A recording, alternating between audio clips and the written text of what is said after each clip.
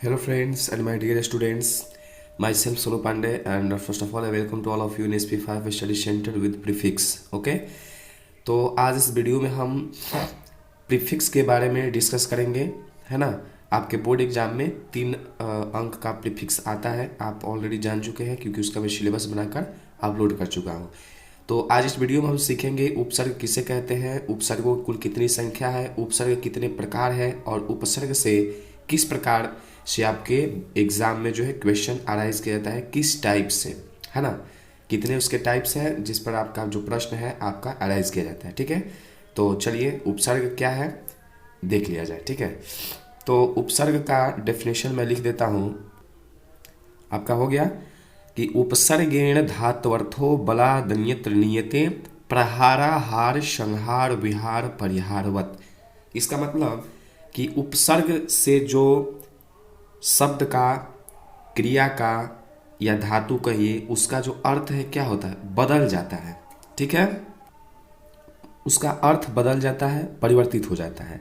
जैसे नीचे दिया गया है प्रहारा, प्रहार है, आहार है, संहार है, विहार है, परिहार है। ठीक है, तो इसका अर्थ उपसर्ग लगने से बदल गया। जैसे ये हार था, इसके पहले प्र जुड़ा, ये प्रहार बन गया है। आहार है, इसके हार मूल शब्द है, इसके पहले आ जुड़ा तो ये बन गया आहार, मतलब भोजन। मतलब इसका अर्थ ये निकला कि उपसर्ग जो है किसी धातु के, शब्द के या क्रिया के पहले लगता है तो उसका अर्थ क्या करता है, बदल देता है। जैसे हारा मीन्स होता है माला, इसके पहले प्र जुड़ा, अब देखिए बहुत बड़ा परिवर्तन आ गया, प्रहारा हो गया। इसका मतलब होता है आघात पहुंचाना, चोट पहुंचाना। ठीक है, तो देख रहे हैं अर्थ बदल गया। एक चीज याद रखिएगा, उपसर्ग जो है जिस शब्द, जिस क्रिया, जिस धातु के पहले जुड़ता है ना, उस शब्द, उस धातु, उस क्रिया का एक अपना सार्थक मीनिंग होना चाहिए। ये बात याद रखिएगा। ठीक है, तो पाणिनि के अनुसार, पाणिनि के अनुसार जो आपका उपसर्ग है, फिर से बोले, पाणिनि के अनुसार प्रादयः उपसर्गः क्रिया योगे, या कहिए उपसर्गाः क्रिया योगे। पाणिनि के अनुसार जो है इसका मीनिंग हुआ कि क्रिया के योग में रहने वाले प्र आदि को उपसर्ग कहते हैं। ठीक है, या आप कह सकते हैं उपसृज्यन्ते, उपसृज्यन्ते धातूनां समीपे क्रियन्ते इति उपसर्गः। मतलब कि जो धातुओं के समीप रहते हैं, ठीक है, और उसके अर्थ में परिवर्तन ला देते हैं, उपसर्ग कहलाते हैं। ठीक है, धातु के समीप रहते हैं और उसके अर्थ में परिवर्तन लाते हैं। मतलब कि मूल शब्द के पहले ही उपसर्ग जुड़ता है, रूट वर्ड के पहले। जैसे इंग्लिश में हमारा रूट वर्ड होता है हैप्पी, HAPPY। हैप्पी के पहले यदि अन प्रीफिक्स लग जाए तो इसका मतलब अनहैप्पी हो जाता है, होता है ना। इसके पीछे प्रत्यय जुड़ता है, NESS जुड़ जाए तो हैप्पीनेस हो जाता है। तो इस प्रकार संस्कृत में भी उपसर्ग होता है, वैसे ही हिंदी में भी होता है, जिस तरह इंग्लिश में होता है। तो रूट वर्ड के, आई मीन टू से इज दैट कि a prefix is a group of letters placed before the root word। Root word के पहले ही उपसर्ग जुड़ता है, ये बात याद रखिएगा।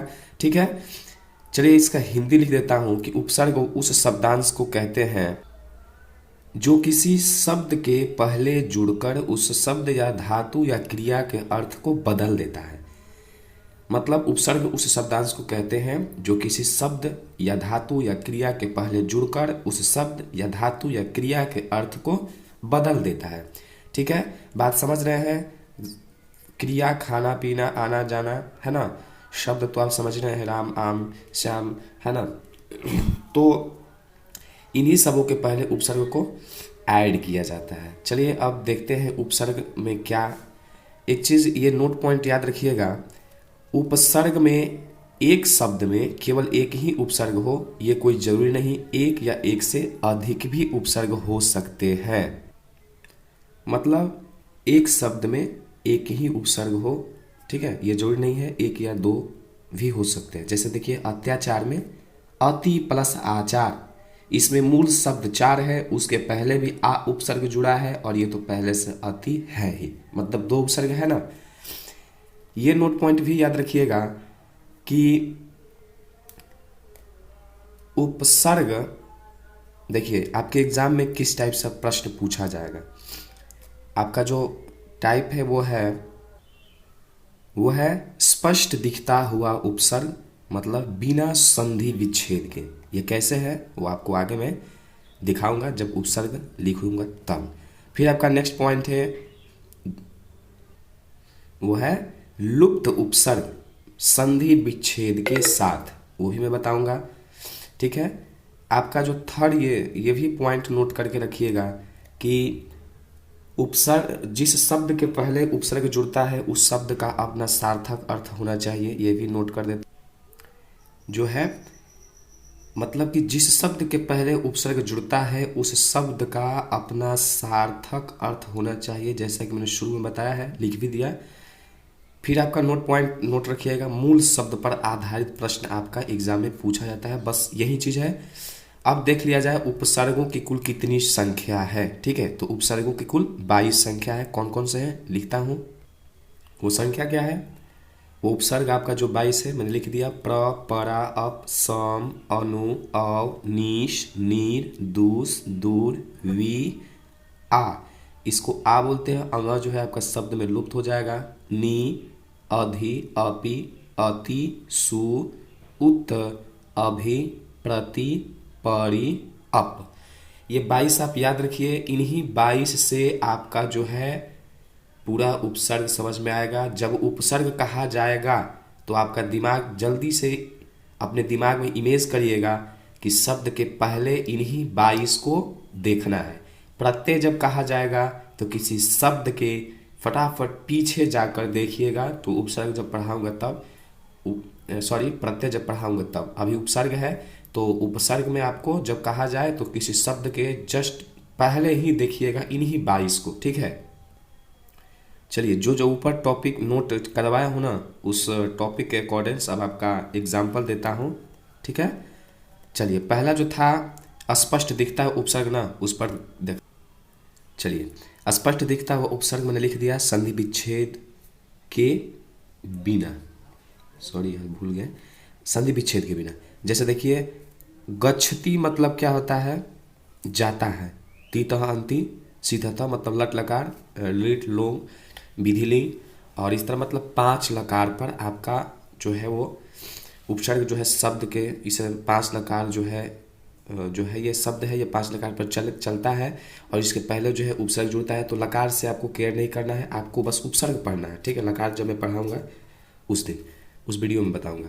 गच्छति मतलब जाता है। देखिए बड़ा परिवर्तन क्या होता है जब इसमें आ उपसर्ग जोड़ दिए। आ आप देख रहे हैं यहाँ लिखा हूँ आ, अंग नहीं, आ उपसर्ग, अंग जो है लोप हो गया। तो इसका मतलब हो गया आ गच्छति मतलब आता है। देखिए कहाँ वो जाता था, अब कितना बड़ा परिवर्तन हुआ, आता है।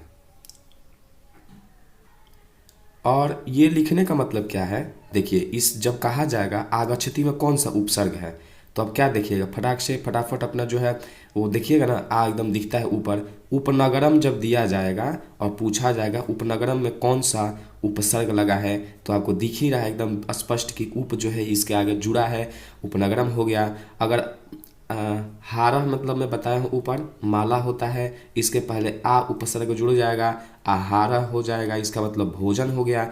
आहार में कौन सा उपसर्ग है, तो आप सिंपल कहेंगे आ है, क्योंकि स्पष्ट दिख रहा है। ठीक है, तो ऐसे ऐसे मैं 22 क्वेश्चन लिख कर रखा हूँ, उसको मैं सेट करवा दूंगा। सेट है ना, क्योंकि सेट मारना भी बहुत ज़रूरी होता है। ठीक है, इसके बाद देखिए हारा है, इसके पहले वी लग गया, ये बन गया कौन सा, विहार हो गया। हार मतलब माला नेकलेस, उसके पहले वी जुड़ने से विहार बन गया, इसका मतलब भ्रमण करना घूमना हो गया। ठीक है, इसमें कौन सा उपसर्ग लगा है, तो आपको स्पष्ट वी दिख रहा है। आदाय में कौन सा उपसर्ग है, तो आ उपसर्ग है। यह आपका ऑप्शन में इस तरह भी रहेगा आ और अंग। ठीक है, तो आप कंफ्यूजन मत पड़ जाएगा कि आ इसमें ऊपर मतलब इसमें शुरुआती आ दिख रहा है, ऑप्शन में आ अंग दिए, तो कोई इट डजेंट मैटर। आपका यहाँ पे क्या है, आ अंग है ना, तो आ उपसर्ग, इसमें अंग जो है लोप हो जाता है। अब चलिए नेक्स्ट पॉइंट था लुप्त उपसर्ग संधि विच्छेद के साथ। ठीक है, चलिए, लुप्त उपसर्ग संधि विच्छेद के साथ। देखिए, और ये बिना संधि का था। जैसे एक और एग्जांपल देता हूँ, पराजय में कौन सा उपसर्ग है? आप सिंपल क्या करेंगे, परा, क्योंकि जया जो है इसके पहले हमने परा उपसर्ग को जोड़ा तो न्यू वर्ड बना पराजय। ठीक है। प्रहार में कौन सा उपसर्ग छिपा है? उपसर्ग जब भी बोला जाएगा तो मूल शब्द के पहले देखिएगा, ये आपका प्रहार उपसर्ग हो गया, इसमें प्र उपसर्ग है। प्रहार में कौन सा उपसर्ग है? प्र उपसर्ग है। सिमिलरली लुप्त उपसर्ग में कैसे होगा? जैसे प्रत्येकम दे दिया जाएगा, और जैसा मैंने ऊपर बताया कि सबसे शुरुआत में देखा जाता है उपसर्ग, तो नगरम के पहले उप लगा था तो आप बोल दिए उपनगरम, हार के पहले प्र लगा था तो आप बोल दिए प्रहार, तो प्रत्येकम के पहले आप क्या बोल देंगे ना, प्र उपसर्ग है, जबकि ये गलत हो जाएगा। इसका संधि विच्छेद करिए, प्रति धन एकम। अब बताइए इसमें कौन सा उपसर्ग छिपा था? देखने में तो लग रहा है प्र, लेकिन इसमें छिपा था प्रति, इसलिए इस तरह से मैंने टॉपिक वाइज करके लिखा। अत्याचार में क्या होगा? अति धन आचार, क्योंकि देखिए छोटी ई और आ ये दोनों बन जाता है या, यानी कि संधि विच्छेद के अकॉर्डिंग्स। तो आप ऐसे भी याद रखिएगा कि अ पूरा दिख रहा है, इसके बाद आधा त दिख रहा है, तो इस त को पूरा त लिखिएगा और हर्ष ई लगा दीजिएगा, जैसे आगे मैंने, और इसमें आपका प्रत्यय उपसर्ग पता चल जाएगा, सॉरी प्रत्यय नहीं, उपसर्ग पता चल जाएगा। ठीक है। और आप याद रखिएगा ये 22 अगर आप याद रखते हैं तो आराम से इसमें ढूंढ लेंगे, और इसको याद रखने का कोई बहुत मैंने ज़्यादा छोटा मोटा या बड़ा सा ट्रिक व्रिक नहीं चाहिए। आप सिंपल इसको याद रखिए, प्र परा अपसम अनु अवन निश निर दू से दूर, ऐसे 2 3 4 बार पढ़िए, है ना।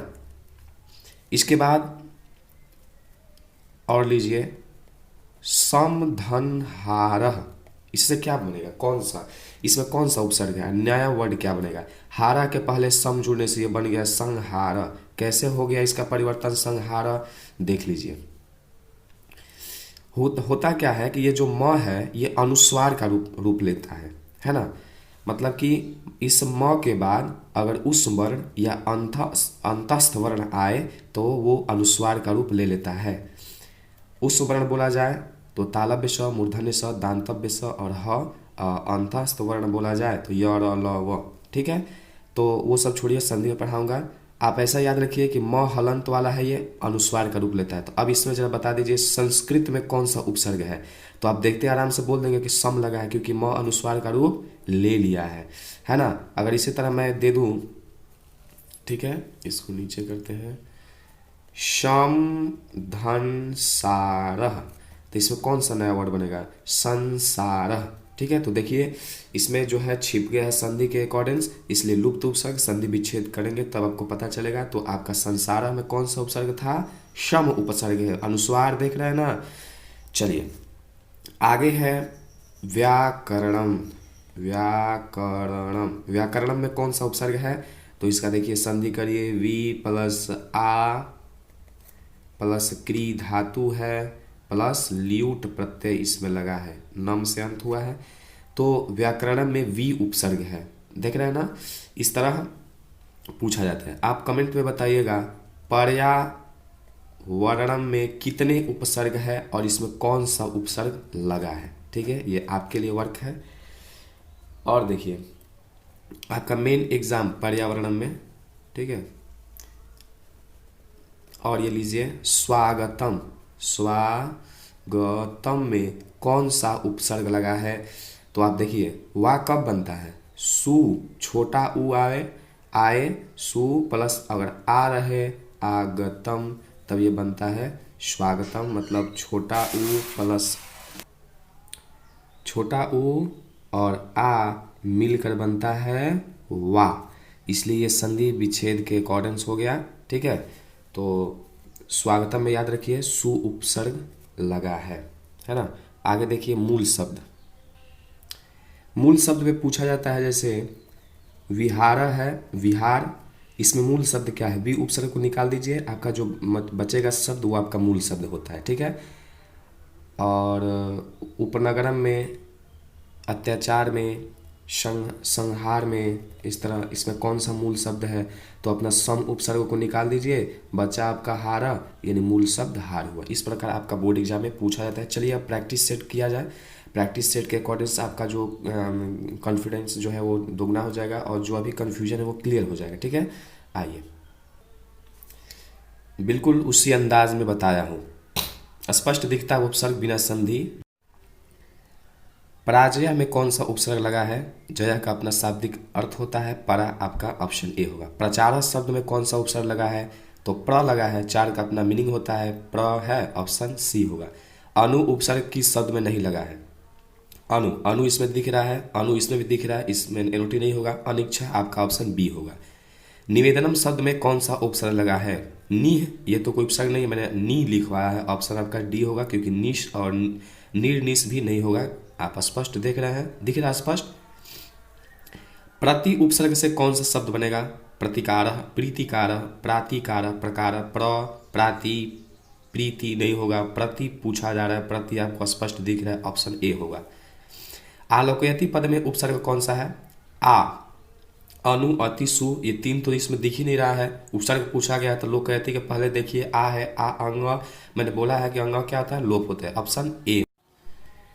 आ उपसर्ग के योग से कौन सा शब्द बनेगा? अदय, आदाय, अतिहिमम, अनुचरती। था आ उपसर्ग है, अंग साइलेंट रखिए तो आपका दाय के पहले आ जुड़ गया, आदाय हो गया। फिर आपका कंफ्यूजन दूर करने के लिए मैंने वैसे ही लिया। आदाय में उपसर्ग क्या है? अव है, आ है, आव है, अति, तो आप देख रहे हैं आ, आपका ऑप्शन बी होगा, आदाय। निर्जनम में उपसर्ग कौन सा है? नीर, नीह, अधि, उत, ये तीनों तो है नहीं। पहले नी के ऊपर ये र जो है आधा रेफ के ऊपर चढ़ा है ना, ज के ऊपर, तो निर उपसर्ग आपका ऑप्शन ए होगा, निर्जनम। अब आइए लुप्त उपसर्ग संधि विच्छेद के साथ पर आधारित प्रश्न जो है। प्रत्येकों में कौन सा उपसर्ग लगा है? मैंने बता दिया है कि प्रति धन एकम करिएगा तब इससे आपको पता चलेगा, आपका ऑप्शन बी होगा। प्रति जो है आपका छिपा है इसमें उपसर्ग। ठीक है, फिर आपका है अत्याचार में उपसर्ग लगा है, तो फिर मैंने अति धन आचार बताया, अत्याचार हुआ तो आपका ऑप्शन बी होगा। स्वागतम में बता ही दिया हूँ, सुधन आगतम होता है, इसलिए आपका उपसर्ग सु लगा है। प्रत्याहार में कौन सा उपसर्ग है? तो प्रतिधन आहार, प्रति आपका उपसर्ग इसमें क्या है? छिपा है, क्योंकि इसका संधि विच्छेद करिएगा तो प्र आपका दिख रहा है, तो आधा है, इसको तो पूरा लिखिए और हर्ष ई लीजिए, छोटी ई आगे लगाइए, आपका उपसर्ग प्रति बनेगा। प्रत्यागच्छति में आप अपने आप से कर लीजिए, क्योंकि इसमें भी लगता है वही उपसर्ग होगा, आप पता कर लीजिए। सम उपसर्ग से शब्द बनेगा, मैंने बताया है म जो है अनुस्वार का रूप लेता है, तो ऐसा देख लीजिए है किस ऑप्शन में? सी में है, संसार। संस्कृत में कौन सा उपसर्ग है? ऊपर बिंदी लगा है, अनुस्वार, तो इसका स के बाद म आधा आना चाहिए, जो कि ऑप्शन बी में है, शम। ठीक है, निरोगह में उपसर्ग है, ये देखिए पीछे से है, दीर्घ है, ये आगे है, होगा नहीं। अभी, अपी भी नहीं होगा, तो आपका नीह, निरोग में उपसर्ग नीर है। अनवय में उपसर्ग क्या है? इसका भी विच्छेद करिए, क्योंकि सभी को एक कैटेगरी में रखा है। तो अनु धन अय से अन्वय होता है, तो आपका उपसर्ग अनु है, ऑप्शन ए होगा। उच्चारण में उपसर्ग क्या है? तो देखिए उच्चारण में उ त उपसर्ग है, उत आधा जो है ना, उ और ये त उपसर्ग है। कैसे? तो देखिए इसका विच्छेद करिएगा तो उत धन चारणम होगा। काहे होगा? देखिए क्यों होगा? क्योंकि त वर्ग के बाद यदि च वर्ग आता है तो ये जो त वर्ग है ना, ये भी जो है च वर्ग में ही बदल जाएगा। और चूंकि त के नीचे हलंत है, आधा है, तो त को च में आधा बदलेगा तो आधा ही ना च होगा, इसलिए उ आधा च फिर चारणम। ठीक है, उपसर्ग नहीं पर आधारित प्रश्न, ये बड़ा इंपॉर्टेंट है ना, इसको देखिएगा ध्यान से। प्र उपसर्ग का प्रयोग किस शब्द में नहीं हुआ है? ध्यान दीजिए, किस में नहीं है? देखने से तो क्या हो रहा है, सभी में प्र लगा है, तो मैंने बताया है ना, अपना सार्थक मीनिंग ढूंढिए। गति का अपना सार्थक अर्थ होता है, भाव का भी होता है, कार का भी होता है, तो इसमें प्र सभी में है। लेकिन स्नेह का कोई अपना अर्थ नहीं होता, क्योंकि प्र निकालिएगा तो स्नेह बचेगा, इसका कोई मीनिंग नहीं होता, इसलिए अपने आप में एक शब्द है, इसलिए प्रश्न में आपका उपसर्ग प्र नहीं है, ऑप्शन ए होगा। अनु उपसर्ग का प्रयोग किस शब्द में नहीं हुआ है? सिमिलरली अनुवाद, अनु सभी में दिख रहा है, कन्फ्यूजन होगा, तो कन्फ्यूजन आप दूर अपने आप से करिए। वाद का अपना मीनिंग होता है, अनु ठीक है।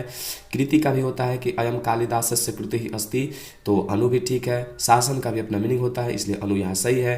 अस्थिता का कोई अर्थ नहीं होता है, आप भी नहीं पढ़े, हम भी नहीं पढ़े, इसलिए अनु इसके पहले क्या है, गलत हो जाएगा।